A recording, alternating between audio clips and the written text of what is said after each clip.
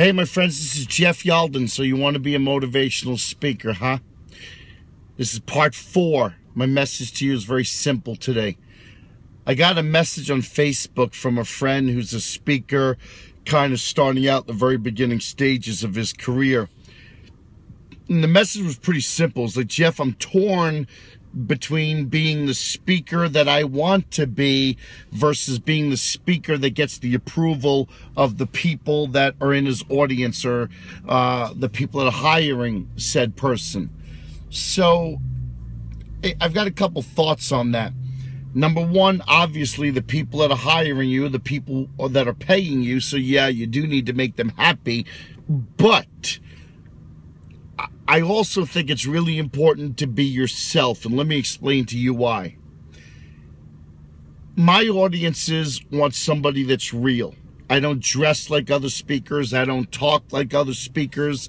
I don't blow balloons up into funny animals and give them out to kids and say, yay, you can do it. I'm not out there giving them a sticker and applause. And listen, it's not my job to take care of my audience, but it's to teach them to take care of themselves.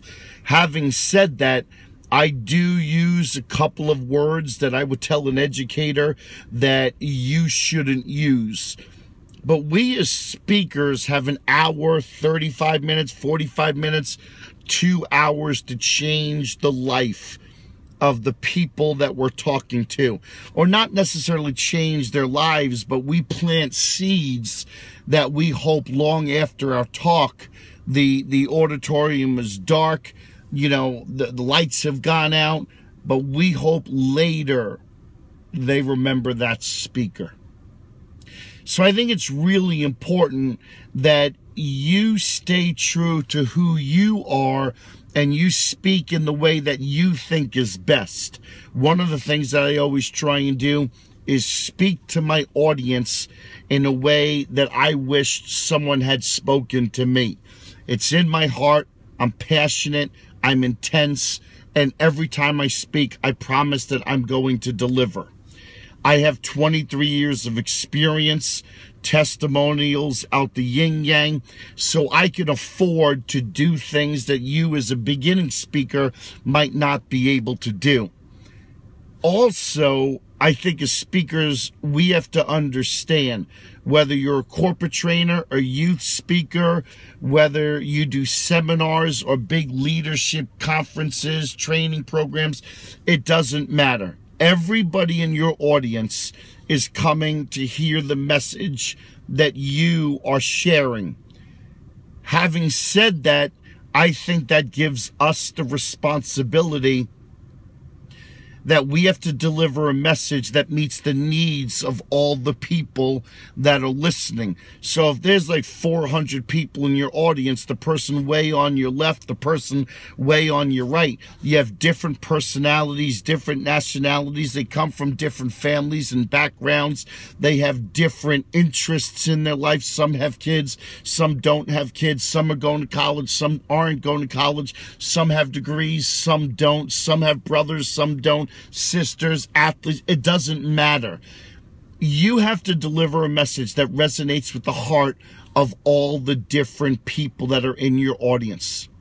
So I want to share with you probably the greatest lesson as a motivational speaker that I have learned, but I also want to share with you probably the greatest lesson that I'm most ashamed of. We're going back maybe, I don't know, 10 years. I wanted to be a great speaker, wanted to be funny. I wanted everybody to like me.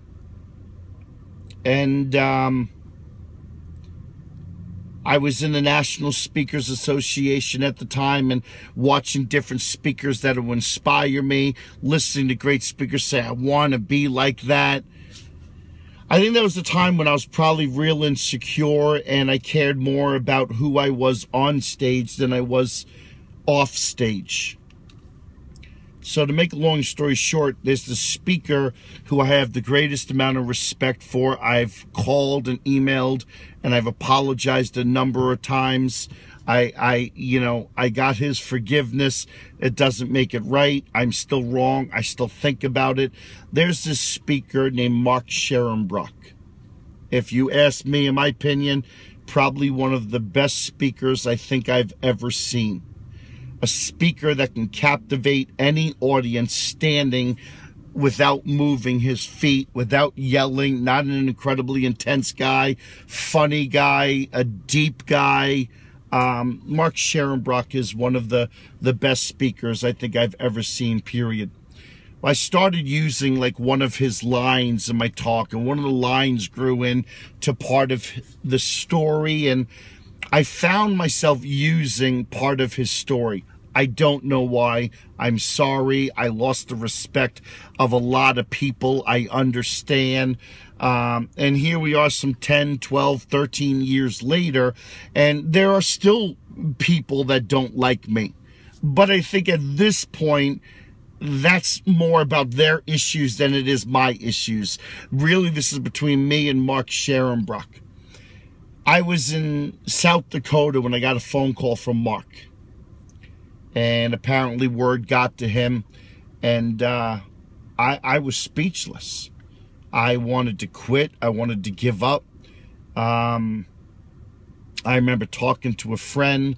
I wanted my life to end. I wanted my professional speaking career to end. I wanted to go just get a regular job. But you know what? I didn't quit. I never quit. I never gave up. And I made a decision at that point. If I'm going to be successful, it's going to be about my message and my story. I stayed true to that. And ethically, as a motivational speaker, not just within the National Speakers Association, but ethically as a speaker, period. We share the stage with many great speakers that have come before us, that are next to us, that might be coming after us. And one of the reasons why we're hired and we get paid the big money is because we are up there delivering a message about the wisdom and experiences of our life. So going back to the beginning of this part 4 I'm sharing with you, the speaker was concerned about delivering the message they wanted to hear and having trouble versus the message that they wanted to deliver. If you're going to be successful as a speaker in this market, then you need to find your message, perfect your message, deliver your message. Don't take any piece, any part. Don't dress, don't look at, don't go watch. Let other speakers do their job. You do your job.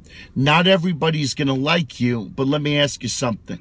If everybody did like you, what difference are you making? So I want you as a speaker in whatever market you're working in, I want you to craft your message. I want you to craft your story. I want you to be you, dress like you, talk like you. And 2 things are going to happen out of that. Number 1, I promise you, you're going to stay passionate about your message. You're never going to get tired. And number 2, the right audience will find you and they will want you to be their speaker. This is Jeff Yalden. I'm not asking for your money. I'm just trying to give you some tips on how to be a successful speaker. Thanks for listening.